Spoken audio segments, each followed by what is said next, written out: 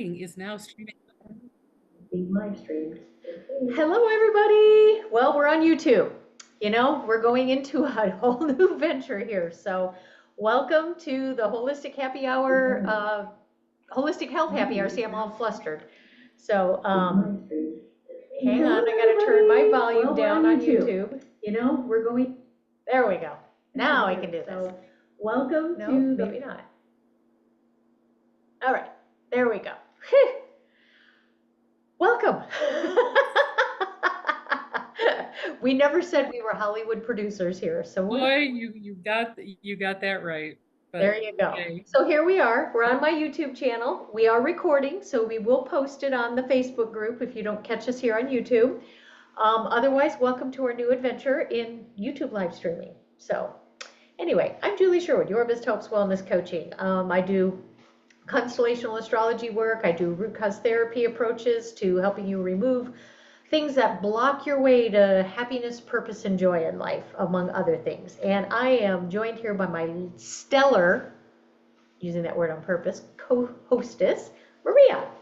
So tell everybody about you. Hi there. I'm Maria Schumacher, also known as Vian of Venus13.com. I am a constellational astrologer also, and a practicing witch, and a psychic medium, and a tarot reader. And I pretty much, if it's esoteric, I have dipped my toe into it. So I offer some services through Venus13.com to help you on your spiritual journey, as I am also taking mine. So let's take it together and see if we can have some fun with it. And is it just taking advantage of the fact that probably nobody but us is here right now on the live? Is there? Oh, we are recording, so people. We are recording. Okay, that's cool. Is there a way to let people know that we're live right now on Facebook? Yes, I actually did just post a link on Facebook that said we are live, and I put the link to the channel, and I'm seeing it on my other screen, so I know we are live. And there's a way you could put comments in the chat. So if you do catch us. This is, I mean, this is where Julie is such a hero, because she does all of this and troubleshoots it all, where I just sit here, looking. We do this together. Yeah, I just sit here smiling, going, go team, go. But it's really all Julie. It's really all Julie. Except for when I say, when it's time, let's share the chart. But before we do that, let's talk about the meditation that we put out there for the new moon. Yes, so this is our sort of mid-cycle check-in, right? We did a thing on the full moon, which was kind of a big thing. This time we made a guided meditation that we hoped people would listen to, and it would guide them through their moon sign to the animal spirit guide that was going to be with them on this moon cycle journey. Right. And we did it for the new moon. Did I say full? You did. Oh. No, that's okay. Full moon, new moon, that thing in the sky. That thing. It was, yeah. We did. And a shout out to Jennifer. It's so funny because I was thinking the word new, and out of my mouth did not come that word. Anyway, so yes, new moon meditation. New moon meditation. And so it was the first one that we did. It was a prototype, and we're going to do another one for the next new moon. But we were hoping to check in live with people this time, just to see, okay, what did you get for a spirit guide? How is that playing out for you on your journey? Do you have any questions, or is there maybe something that we can help you with? Considering the fact that we've had to leapfrog around to a couple different places, I don't know. But I do want to invite people to, since it was hard to find us live, I am Vianne, VIANNE, at Venus-13.com. Send me an email. If you catch this, you sat the meditation and you've got some questions, like, your spirit guide animal is sort of leading you down a rabbit hole, or you're realizing that there's a particular thing that you would like some healing help with, reach out to me, reach out to Julie, whose email is... if we do the business one attached to my website, it's Julie at yourbesthopes.com. wc.com. And you know, the other thing too is if you're okay with it being posted, just put a comment in our comment section on the post for this video too. You know, that's also an option. Yeah, we'll find So that. yeah, I mean, we want to personalize this. We want to make this something that people can connect to rather than just the overarching, this is what's going on for everybody. You know, how does it work for you if you have a natal moon in Taurus? How does it work Yeah, for you if you have it in the fourth house? You know, how are you experiencing this lunar cycle given those markers in your chart? right. I mean, and fascinating as it may be to just watch us talk at you, we would like to interact. We really would. We would really like to get people. We, we want to help you. Yep. Yeah. And So, we're toying with some other ideas down the road too. So stay tuned. We're just going to tease you a little bit. So, my dear friend, how did your meditation go? If you are willing okay. to share. Well, all right. So it's a little tricky to like do the meditation and sit the meditation at the same time. But so my natal moon is in Libra. So when I got to the throne of Libra, the um the animal for that was the eagle, the crow, or the eagle or the crow, one of the corvid or the crow.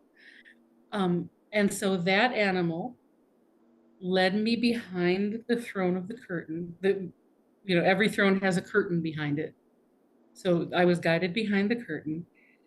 And the animal to which that totem introduced me was a blue butterfly. Oh my God. Keep talking. I know. No. Why was that? Oh my God. Did you get a blue butterfly too? Are you kidding me right now? Not blue, but a butterfly. Oh my God. We have not talked about this. This No, is we the haven't. first We time have this is not. Can you coming up. tell? Yeah.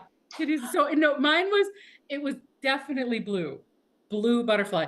And and since then, like the blue butterfly imagery had been coming up in a lot of different places for me, and including like an actual blue butterfly like flew in front of my face one time. It was really cool. So the first way it started coming up for me was just pictures online.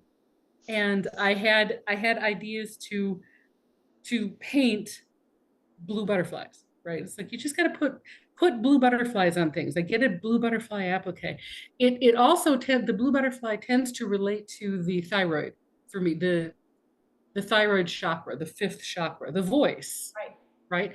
So that told me immediately that, oh, okay, you're going to be working on clearing that out, or there's going to.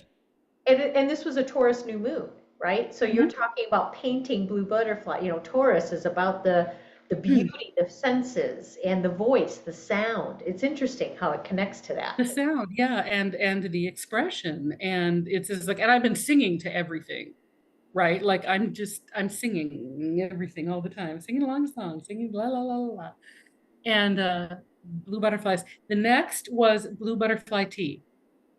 Like had to get blue butterfly tea. You know that blue butterfly pea flower Yeah, yeah, yeah. makes blue tea. Had to get that. It was like, no, you must get blue butterfly tea. To the point like I could even taste it in my mouth. Like you have to get this stuff. So So I'm like, you've all right, got got. three of the five senses thus far. Mhm, Painting, you know, the visual, the mhm. sound, and the taste. Yeah, That's interesting. yeah. It's really interesting because Taurus does rule the five senses. So, yeah. There we go. Wow. And then yeah, like a butterfly just flew in front of me one time. And it was so funny because I was mesmerized by watching this beautiful blue, like iridescent black butterfly trying to land on a willow leaf as the willow was blowing in the wind. And it was like, okay, there's a lesson in here somewhere. And I think it was like, all right, where am I trying to land on a moving target? Like, wouldn't it be easier to land on the part of the leaf that isn't moving around so much? Yeah. Oh, yeah. Yeah. Interesting. Interesting. Wow.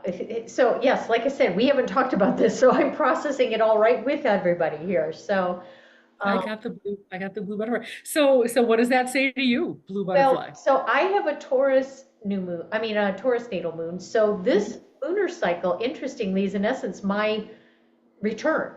And in the fact that the sun is also on my natal moon, so it's like a whole new lunar cycle for me in the broad sense for me personally. And if you were to look at the sun hitting your natal moon as a personal new moon, if you will, that's one way to look at it. So what's interesting about the butterfly for me in that regard is it's like it started as the cocoon, and now it's breaking out of the cocoon for metamorphosis for what's new to come. Okay. So I'm seeing it more in that way, like spread your wings, and this is a new cycle, like a big cycle, not just the lunar cycle, but the whole year, in some ways. And then my solar return will be in Gemini, the very last couple of degrees of Gemini. So it's interesting that I'm seeing it as more of a metamorphosis period, like coming out of that cocoon. Um, so and the word cocoon has come up a few times. I just think about my house being my little safe cocoon, and at night the dog going into his little crate, he's in his cocoon. So it's just interesting, and it's more of a yellow butterfly for me. So which Okay. has some personal symbology for me as well, related to a past life. So which is also interesting. So Do you yeah. want to share that? Well, I can give some brief info on it because then we should probably get to the full moon chart too. Oh yeah. So I have a past life as a midwife in the 1900s in London, and I had a baby girl at that time that was taken away from me, and the yellow butterfly represents her. Oh wow. So every time I see yellow butterflies, it's her coming back to me. Isn't that And they're interesting? all over where I live down here. Yeah, Wow. yeah. So it's interesting. And the other thing that dawned on me is, and I may be wrong, but there's something in my head that says, wasn't the cartoon character Ferdinand the Bull always fascinated with butterflies? I don't know. I don't know Yeah, this if character. somebody knows, you can let us know either in the chat now or later. But I think Ferdinand the Bull always had like a butterfly on his nose. So I'm thinking about Taurus the bull being, Yeah. the my guide, if you will, the archetype. And then that he always chased butterflies. So Hmm. it's kind of interesting. It's funny how these things correlate, and it would be. I really, really would love to hear from other people. I would too. Yeah, yeah. It's funny that my butterfly though, yours is more the cocoon and mine was definitely like in flight. Almost like there's, like you said, there's the eagle, there's the corvid, Oh, there's the butterfly, right? And every time I said it was wings spread, and the one that I saw was flying and trying to land on a moving brain. So yeah, interesting. It's interesting how the parallels are coming up. yeah, yeah, Yeah. And the interesting thing about this moon cycle too is the fact that the full moon actually correlates to a sun that's moved into Gemini. So yes. we've had a constellation change for the sun. So that Mm-hmm. brings a little bit different energy. You have the seeds that were planted from the Taurus moon, but now you're harvesting under the Taurus sun, and now you're harvesting under the Gemini sun Gemini. for the full Yes. moon. So Yeah. You're going to be harvesting under that Gemini energy. So that, yeah, and that was a shift, yeah, right? Like, wahoo, yeah, there was a shift today. So, is yeah. this a good time to segue to that full moon chart? Let's spend a Yes, few I minutes on think it, so. shall Plus, we? we have the solstice coming up tomorrow.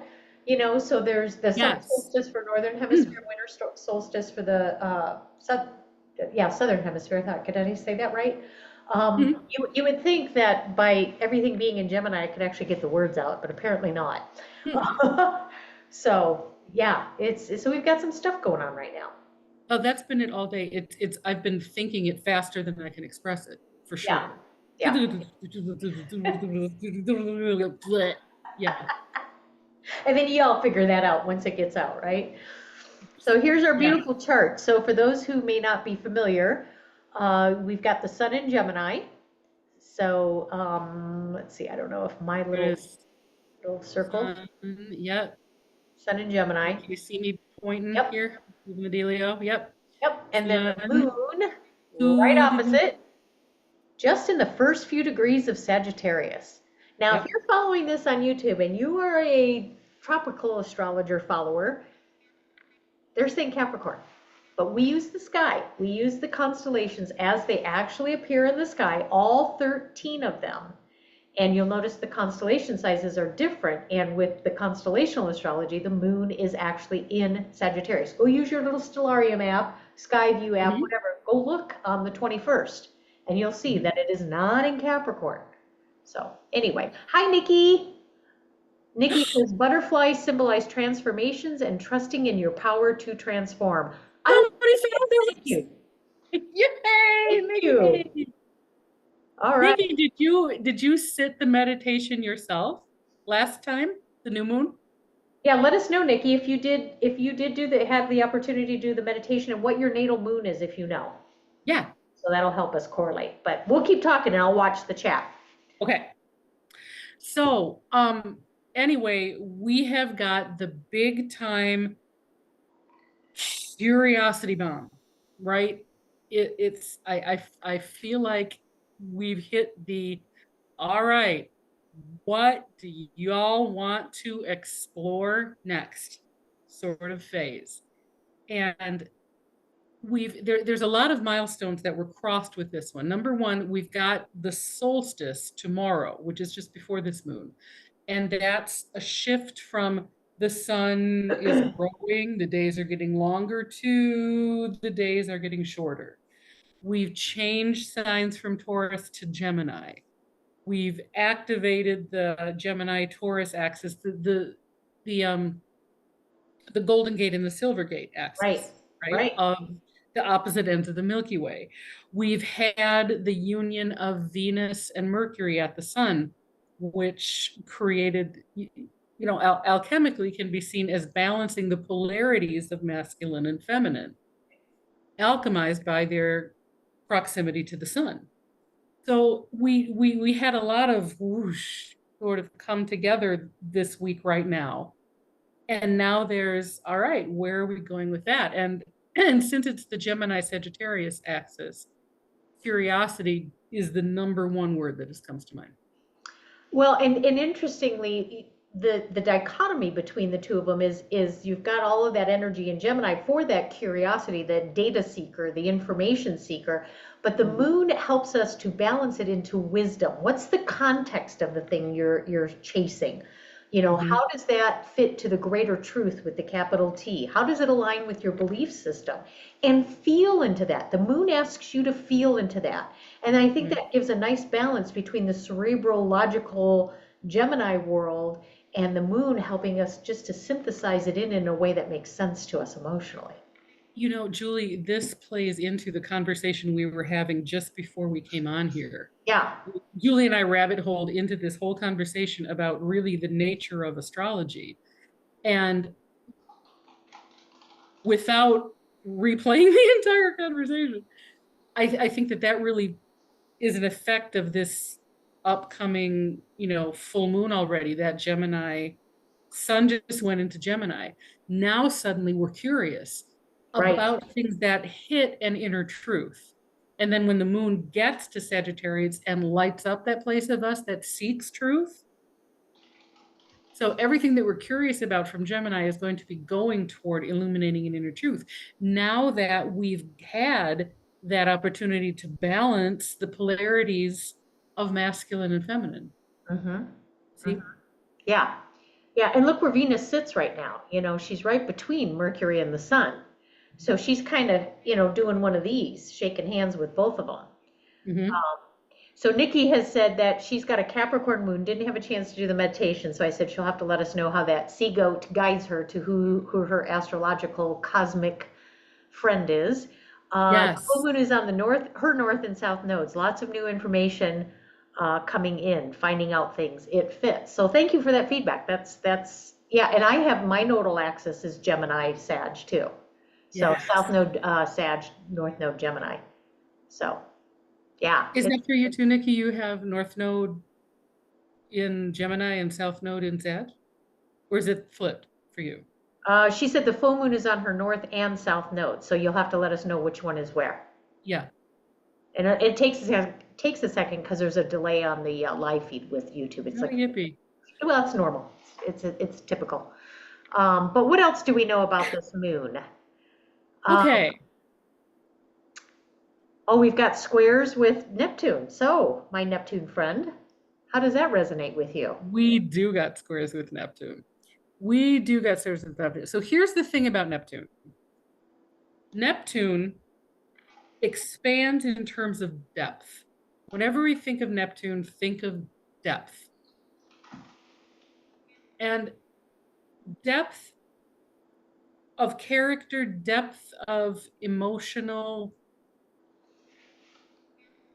access, depth of understanding, depth of these are all markers of maturity, right? Right. We kind of the kind of depth that is equated with experience. So it's another thing that Neptune does is allows us to open up to more experiences. She expands our depth. She expands our capacity for experience that will lead to maturity. And so, and yes, I do think I see Neptune as a very feminine energy. I will rapture on about that later, but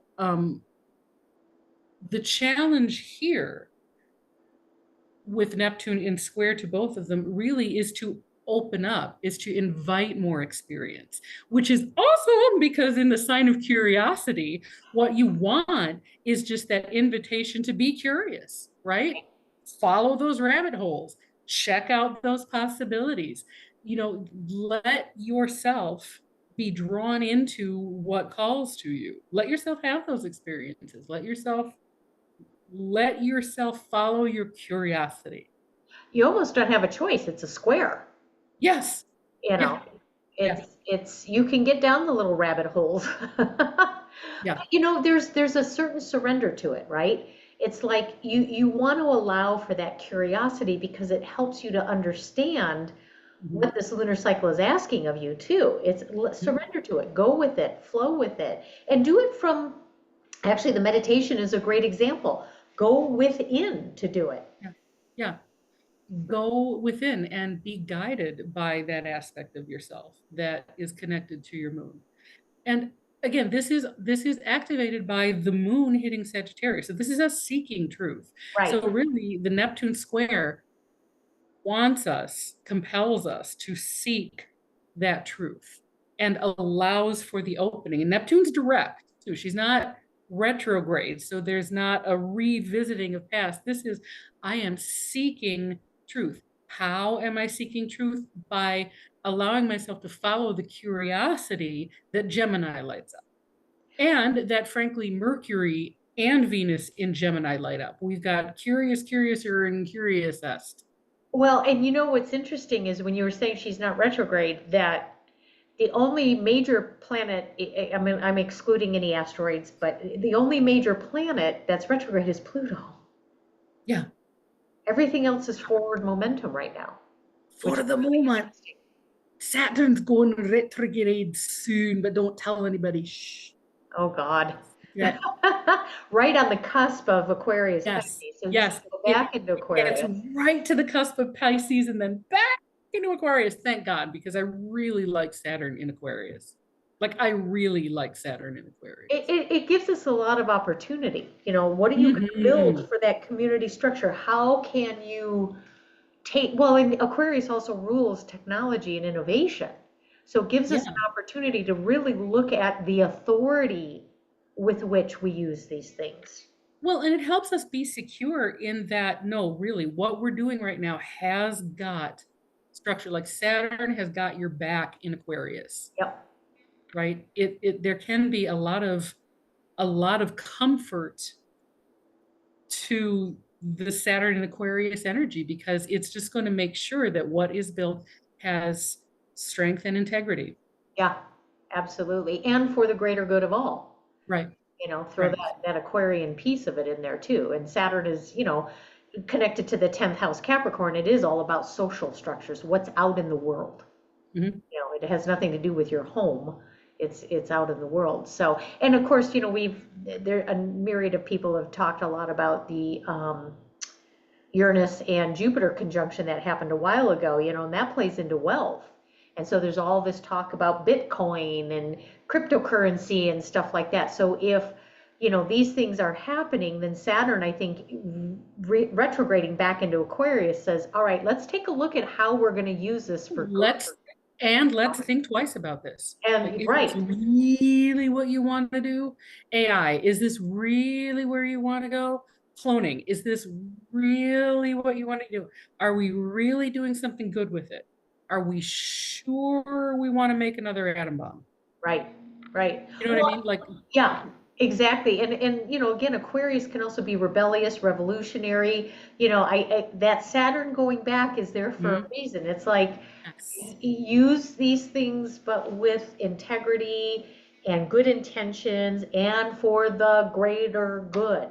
Yeah, yeah, and with purpose and with sense, not just I want a revolution, I want to tear it all down. Ah, okay, no, okay, don't don't No. tear the pier down while you're still standing on it.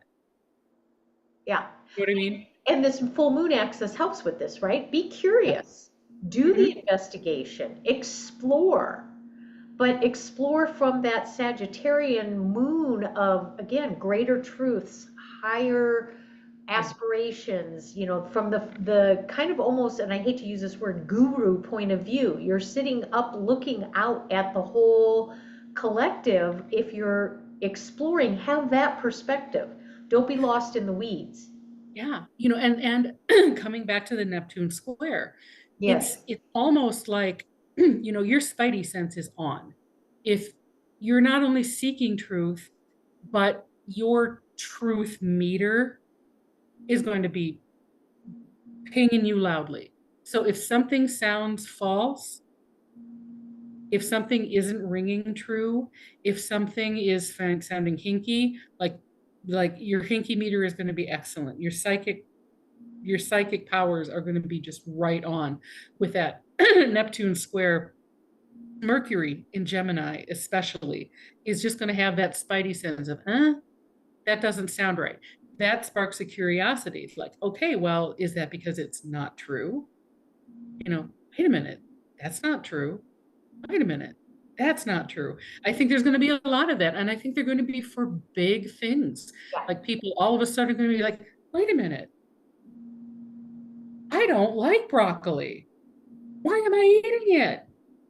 That kind of thing And I on think a Venus, larger scale. and I think Venus, where she's sitting, is going to help with that. It's like as you start listening to that ping, part of the question that you should ask yourself or consider asking yourself is, do I value this? Yeah. Is what I'm finding out there something that I find aligns with who I am and my values, or am I just taking it at face value because somebody said that it's supposed to be this way? Mhm. Sort of goes back to the astrology conversation. Like, are we ascribing to some of the things that we look at for archetypes and energies and all of that in astrology because that's the way it's always been in the last several hundred years, and that's what Right. we have learned from. And we're not thinking about it. But when we tune into the sky, what do we get? Right. What's our truth? And again, we're going to apply that to, yeah, I'm going there. We're going to apply that to politics because I'm sorry, but Sagittarius and Saturn in Aquarius, we're going to apply that to politics. We're going to apply that to um, technology. Yeah. And we might find that some of the things that we're afraid of, we don't need to be afraid of. We might find that some of the things that we've been told are the coolest things since sliced bread are actually pinging our hinky meter hard. We're going to be, medicine. There's just going to be a lot of the, all right, what's true for me? Right. Right. And you may find new sources of information too. You may have had, again, that Mercury and Gemini with that sun there is it's an information highlight, right? That sun is Yeah, going, hey, look, take a real good look at this. I'm going to illuminate this for you. Is this something you value? Do yeah, you want this in your life anymore? Do you use this as source of information? And I'll go to the other platform is some people I think are finding that, and no, this to each his own, but certain religious dogma doesn't fit for them anymore. And again, yep. I'm not meaning that in a disparaging way. It just doesn't fit for their personal value system That's anymore, right. right? That's right. So they find their own spiritual connection, Neptune, Pisces, finding a new way to connect to the divine. However you define that, God, divine, Buddha, it doesn't matter to me. It's personal. It's very personal. And I think this is a personal exploration opportunity. You know, rewrite the book for yourself. Rewrite your book. Yes, we've had a balancing experience, and now we can move forward from a newly empowered place and Yeah. find some new truth because we've got pieces in a different place than they were before. We are different beings. And so we get to explore again and find out what to for us. But Well, and the moon, I mean, the new moon, having been in Taurus, invited us to do that before everything moved to Gemini, coming to it from a place of personal values. You know, Mhm. does this support your self-esteem, your self-confidence, your self-worth? Because it's all your intrinsic values as well. And I think Yeah. that set the stage for us to move into Gemini to do that exploration from that perspective, you know. And does it have a sense of beauty to it? Taurus is about beauty. You know, does it connect to nature? We've talked a lot about getting back to the earth, you know, really connecting to the earth and the cosmos, you know, in a Does it, very yeah. natural way. Does it support my physical being? Does it, yeah. Does it enhance my experience, my life experience, my life force, my living, all of that? Yeah. And this is an opportunity to do that. So, you know, what seeds you planted in Taurus as the new moon was perfected, think about how you're using those in this full moon harvest, right? Hmm. Are you able to harvest what you planted? Did you set some intentions? Some people do, some people don't. Do you just feel into it? You know, where are you at? Yeah. I mean, when you're more solid on what you value, like, okay, I know what's really important to me. And now you find you're curious about a whole new set of stuff and other things that you thought were like crucial before suddenly just don't mean as much. Right, And other things that you thought wouldn't interest you or thought you were always told you should shy away from. Maybe I want to look into organic gardening, yeah. whatever, whatever. Yeah, yeah. Nikki just asked a question. Do you think Neptune square could complicate things, leaving us with more questions than answers? Yes. In fact, I don't think Neptune is in the answers business at all. I think it's definitely this whole thing is the questions business. Yeah, We don't get answers till we get to Virgo, baby. yeah, I mean, it's true, but the questions are the point. The questions are really the point. That's the scientific process, isn't it?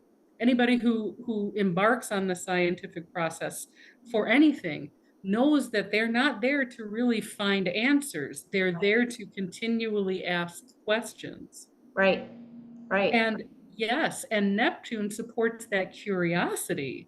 So as you find things that ring true for you, you'll find that there are more things that need questioning. Um, and that's good. Even Saturn in Aquarius, even Saturn, we're not Saturn in Capricorn, where we it is like it is like it is, and that's all, and we know, and that's it. Saturn's in Aquarius. He's even open to some questioning as well. I'm going to allow for a changing of a paradigm, but I'm going to provide a safe internal structure for me to explore a new paradigm. Does right. that make sense? Do you see? Yeah, yeah. That makes, and you know, we've got some momentum here too because we have Mars in his happy stars of Aries. There Mhm. is fire, there is energy, there is the desire and motivation to move because he's in his home stars, kind of blowing a little fire back there. You know, there isn't a major. The only aspect I see is what do we got here? A sextile with Mercury. So that's an opening for that exploration, right? And that's the only aspect aside from Black Moon Lilith in a trine. Mhm. So, So I mean, that's it. This is definitely we wanted to, be secure with our inner self in Taurus. That's what that whole Taurus stellium was about, is to get right, get balanced with yourself, because now it's all up in the air again, yeah, like literally in the air. And and that's very cool. But you have to be cool with that. You have to be cool with, I really don't know anything. yeah, Well, and there was, and I'm going to go just a teeny bit down the rabbit hole, because we were going to make this one a little bit shorter today. Oh, we knew we were full of shit when we said that. Come on. True that. Um, Us. but the whole challenge to the belief system was prompted also a bit about the conversation on radical astrology about the whole Mercury Venus thing.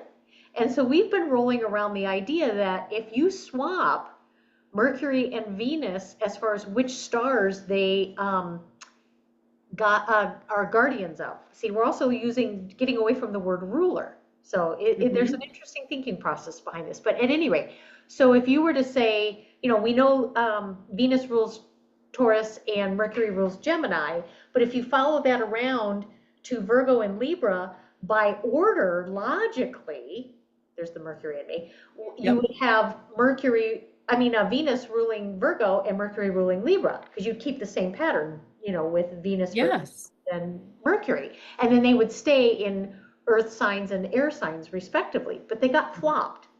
So that's what we've been rolling around today is, well, what does that look like if we make Mercury the ruler of Libra and Venus the ruler of Virgo? And even just allowing for that possibility in me just like felt better. Like, oh my God, yes. Like, doesn't Venus feel so much better as the avatar of Virgo? And doesn't Mercury just feel so much better as the avatar of Libra? Yes.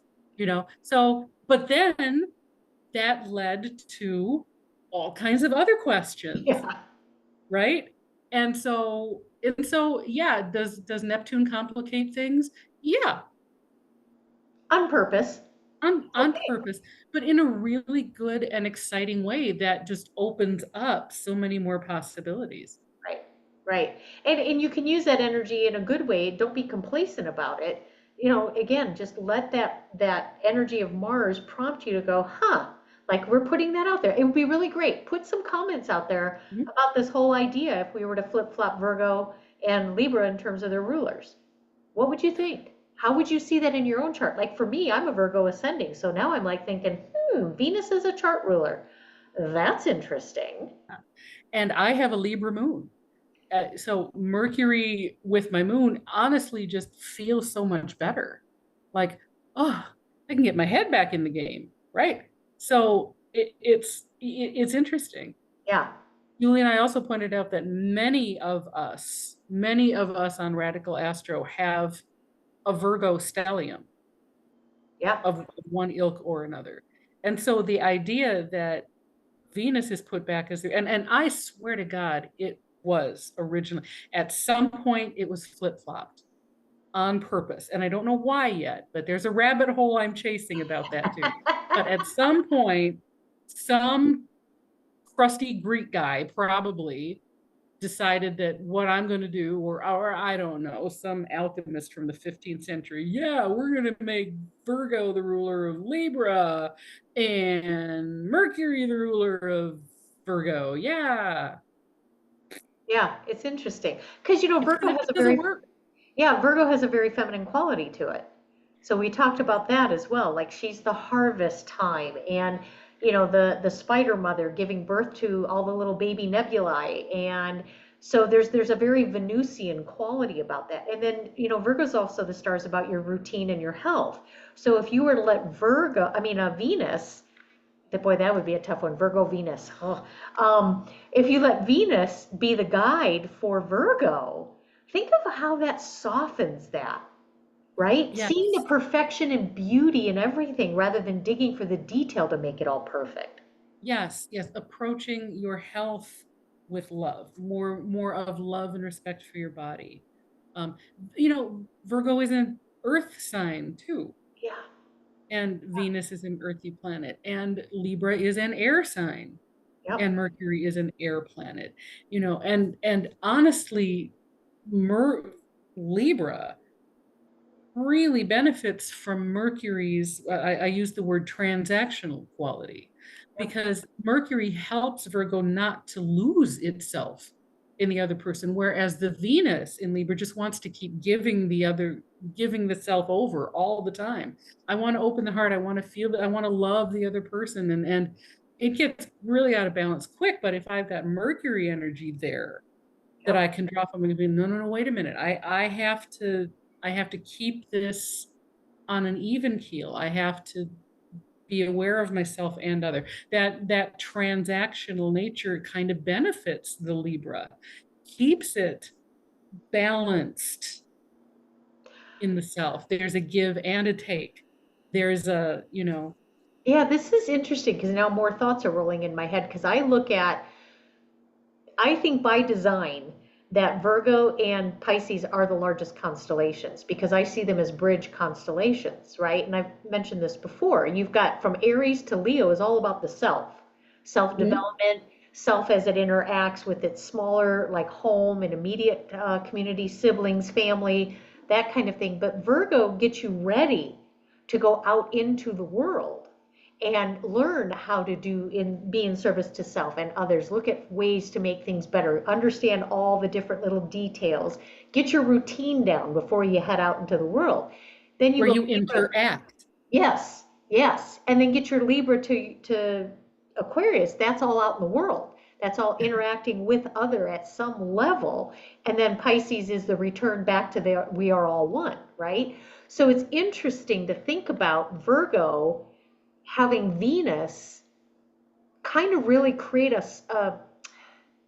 that balance within the self as we move into starting to transact with A others. cocoon around the self. Oh God, here we go back to the butterfly. Ah, I I did love that it. on purpose. It, yes, creates that sort of cocoon around it that you then take out into the interactions with other people so that you've got that big lump of self-love there that Yeah, you're going to need when you learn how to balance yourself with the collective. yeah, And then you get into the deep waters of Scorpio and Ophiuchus where woo, yeah. and then yeah, yeah. So I'm going to throw that challenge out there to everybody, whether you're seeing it live now. Hi, Nikki, bless your heart. And Jennifer Scott was on here too. But or those of Nice you, chicken. yeah, yeah. So for those of you that catch it on the replay or whatever, this is a challenge. So take a look at if you know your chart. If not, you can hit a few of us up. There's plenty of us out in Jen Rabbit. totally knows her chart. I know Jen knows her chart. Well, think about what you have going on in Virgo and Libra, and if you were to shift these rulers as or avatars or guides or guardians or keepers of those stars to where Venus has Virgo and Mercury has Libra, how does that affect your chart? So like I said, for me personally, it changes my chart ruler. So it's like, interesting. And interestingly enough, that makes Venus my chart ruler, and Venus is in Gemini in my chart. So now that's funny. So it's like, how does that sit? So, and Mercury ruling Libra, how does that affect the planets you may have in Libra or the house where Libra sits in your chart? So really, I challenge people, hey, maybe we're the Ptolemy of our times. You know, and think about that for everybody. The South Node is in Virgo right now. Yes. So what if we were to take that transactional Mercury, you know, everything's got a price, everything has to be measured against a successful, you know, there's success, there's failure, there's accomplishing and doing, and health has got to be paid for, and you know, women have to be owned and priced, and beauty is a commodity and all of that. What if we were to take that, the dark side of Mercury out of Virgo and install Venus into the collective South Node? Oof. Now we look back upon everything that has come before with love. Compassion of the North Node in Pisces. Yes. And Chiron in Pisces. We're healing this. Mm-hmm. We're healing this for everybody. Mm-hmm. And it goes it in yeah, again, instead of being very transactional, it's like how can we do it from a place of the Venus perspective? Yeah. Venus love goggles, Yeah. where Venus love goggles. exactly where, I hurt you. Oh my you God. know, but yeah, where it is no longer transactional, but speaking to value, speaking to love, Yeah. speaking to, yeah. And using again that she is also the keeper of the stars of Taurus, those intrinsic values, you develop those and you use those as service to yourself first, and then you can take it out to service to others. I think that, boy, I'm really, the more we talk about this, the more I'm liking this. Yes. I There's no downside here. Yeah. don't think there is. I don't think Again, there is. challenge to all of you out there. If you're really adamantly like, nope, it's got to stay Mercury, Mhm. mount your case. Use So the sun in Gemini to give us the information that is prompting you to believe that. I would love to hear it. me too. Yeah. So to sum up, everybody, what you have just witnessed here is the Gemini Sagittarian axis square Neptune in action. Yep. We just gave you a demonstration of what that energy does, Yeah. right? And so, yeah, that's how I. Do you like how we just tied in the whole full moon thing right there? I think you did a beautiful job, my friend. Awesome. I think Was you did wasn't beautiful. really a tangent, it was a demonstration. Yeah. It's really interesting how this one is coming about. And then we've got the solstice. We've got some interesting things happening in the next months because we're going to have the US Pluto return second hit coming up. So that'll bring some But don't energy. worry, we've got Saturn retrograding back Yep. Aquarius, so it's all good. It's all good. And retrograde allows for all the RE words: revisit, revamp, recreate, review, Hmm. reconsider. So it's an opportunity to use that Saturn's retrograde to help us with the transformational energy of Pluto in Sagittarius Capricorn cusp. I mean, really, it's right on the edge there. So, but interesting. Well, friends, Yes. I really do have to get moving, and we've cut into our friend Danny's time. We didn't mean to. Danny, we love you. I'm sorry. That's why replays are good too. So That's right. we can always trade off with each other. So for the meditation, stay tuned because my lovely stellar co-host is going to do a re-record at some point, one that'll improve the sound quality. That was me having to try to convert to different formats to get it posted. So apologies for the sound quality. And then she's going to approach it in a little bit different way that'll make it so that you don't have to listen. If you're a Capricorn moon, you have to listen to everything comes before it to figure out which. Yeah, just maybe a little more user-friendly Yeah, format because, I'm sorry, Pisces moons, this would be a long one for you. right, right. So I'm hoping to fix that. So Anyway, shifting it up. yeah. Yeah. So stay tuned for that. We'll post that, and you can use it for any lunar cycle.